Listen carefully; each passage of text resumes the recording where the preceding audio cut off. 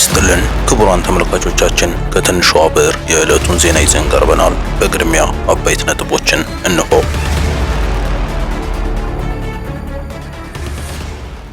በምርጫ ቦርድ በተሰረዘው ህወሓት ጫና ስር የወደቁት የጊዜው አስተዳደሩ ፕሬዝዳንት ታደሰ ወረደ ለአድማ በታኝ ኃይሎች አንድ ትዕዛዝ አስተላልፈዋል ተብሏል። በሌላ በኩል ተቃውሞ የበረታበት ህወሓት ትልቅ የተቃውሞ ሰልፍ ተጠርቶበታል። ዝርዝሩን ነግራችኋለን። የሀገር መከላከያም እስከ ኤርትራ ድንበር የኢትዮጵያና የኤርትራ ድንበሮች ለመጠበቅ የኢትዮጵያ መከላከያ ሰራዊት ወደ ትግራይ ለመግባት በዝግጅት ላይ እንደሚገኝ መረጃዎች እየወጡ ነው። ይህን የተመለከተ ጉዳይ ይዘናል። የተባበሩት አረብ ኤሚሬቶች መሪው ቢን ዛይድ የኢትዮጵያ ባለውለታም ጉዳዩን ጨርሰዋል።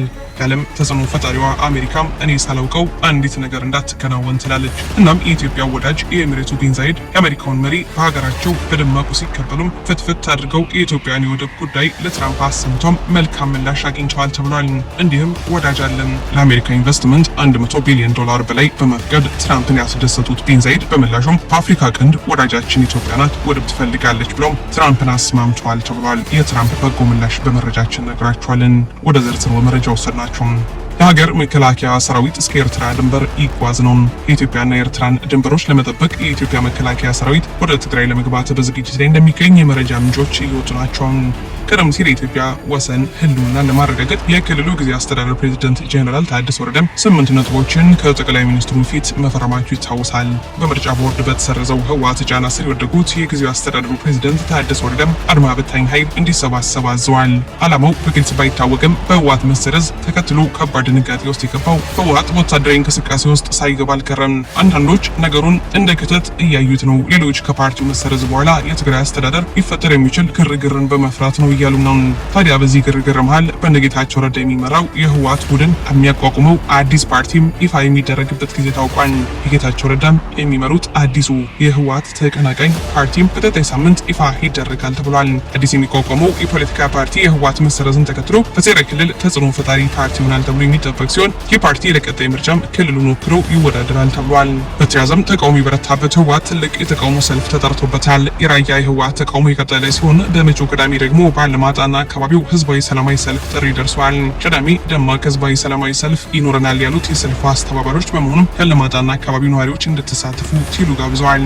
የህወሓትን ተከታታይ መግለጫ እናወግዛለን፣ የራያ ህዝብ ዕጣ ፈንታናም ምርጫ በራሱ የሚወሰን እንጂ በእነ ደብረጽዮን ቡድን አይወሰንለትም፣ የአካባቢው አስተዳደራችንን ለመቀየር የሚደረግ ጥረት አንቀበልም፣ የኤርትራን ተልዕኮ ለመቀበል ትከሻ የለንም የሚሉ ሀሳቦችም ከሰሞኑ በራያና አካባቢው ነዋሪዎች የሚንጸባረቁ ሀሳቦች ናቸው። ወደ ቀጣይ ጉዳይ ወሰድናቸው። ቢን ዛይድ የኢትዮጵያ ባለውለታም ጉዳዩ ለኢትዮጵያ ጨርሰዋል። የዓለም ተጽዕኖ ፈጣሪዋ አሜሪካም እኔ ሳላውቀው አንዲት ነገር እንዳትከናወን ትላለች። እናም የኢትዮጵያ ወዳጅ የኤሚሬቱ ቢን ዛይድ የአሜሪካውን መሪ በሀገራቸው በደማቁ ሲቀበሉም ፍትፍት አድርገው የኢትዮጵያን የወደብ ጉዳይ ለትራምፕ አሰምተው መልካም ምላሽ አግኝተዋል። እንዲህም ወዳጅ አለን ለኢትዮጵያም የአሜሪካ ኢንቨስትመንት $100 ቢሊዮን በላይ በመፍቀድ ትራምፕን ያስደሰቱት ቢን ዛይድ በምላሹ በአፍሪካ ቀንድ ወዳጃችን ኢትዮጵያ ናት፣ ወደብ ትፈልጋለች ብለው ትራምፕን አስማምተዋል። 130 ሚሊዮን በላይ ህዝብ ያላት ወደብ የሌላት ላንድ ሎክድ የሆነችው ሀገር ኢትዮጵያ ብቻ ናት። ይሄ በፖለቲካ ሻጥር የተፈጠረ ስህተት ኢትዮጵያን ላለፉት 30 ዓመታት ዝግ ሀገር አድርጓት ቆይቷል። ኢትዮጵያም አበልጽጋም ያቆየችውን የባህር በር ሞኝ ፖለቲከኞች ካጠፉት ከ30 ዓመት በኋላ እነሆ የወደብ ጥያቄው ተጠይቆም የዓለም መንግስታት ኢትዮጵያን ወደብ ማግኘት እንዳለባት ማረጋገጫ ሰጥቷል።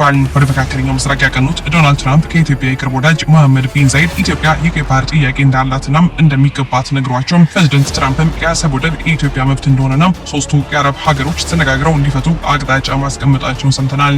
ለዚህም ኳታር ሰብሳቢ ሆና አሰብ ለኢትዮጵያ ክፍት የሚሆንበትን ሰላማዊ አካሄድ እንዲኖር የሚያስችል መሆኑን ተሰምተዋል። ግብጽና አስመራም ዘመቻች ብለዋል። አሁን ጸባቸው ከኢትዮጵያ ብቻ አይደለም፣ ከኤሚሬትም ከኳታርም ብቻ አይደለም፣ ከሀያሉ አሜሪካ ይሆናል። ትራምፕ እንደወትሮ የግብጽ ወዳጅ አይደሉም። አሁን አንቅረው ተፍተዋታል። ለመጋጨትም ሰበብ የሚፈልጉ ይመስላሉ። ግብጽ የጋዛ ነዋሪዎችን አልቀበል ማለቷ ብቻ አይደለም ከአሜሪካ ያቃረናት።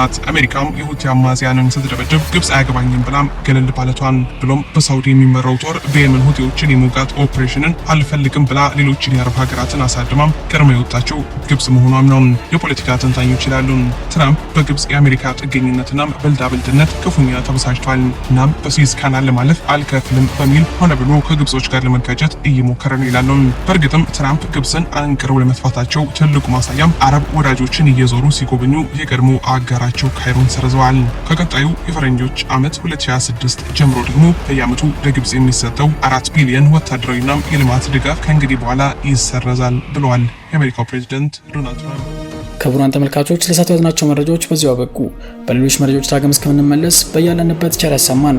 ሰላም ለሀገራችን፣ ሰላም ለዓለማችን። ኢትዮጵያችን ለዘላለም ትኑር።